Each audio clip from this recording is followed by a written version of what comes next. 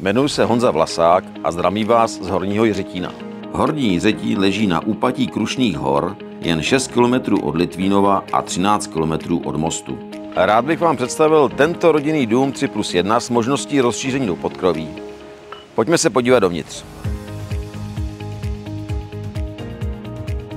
Dům má vstup přes verandu, ze které se dostanete do chodby oddělující obytnou část od kuchyně a koupelny s toaletou. V přízemí najdete kuchyni, koupelnu s WC, dětský pokoj nebo pracovnu, obývací pokoj, ložnici. Půda nabízí dostatek prostoru pro vybudování dalších místností. Vytápění zajišťuje úsporné tepelné čerpadlo a dům je připojen ke kanalizaci. Okolo domu je menší zahrádka, několik kůlen na dřevo, nářadí nebo zahradní nábytek, dílna a také sklep s východem k potůčku, odkud můžete čerpat vodu na zalévání.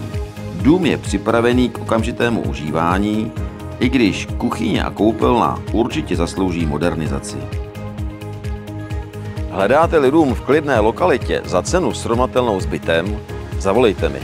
Rád vám ho ukážu.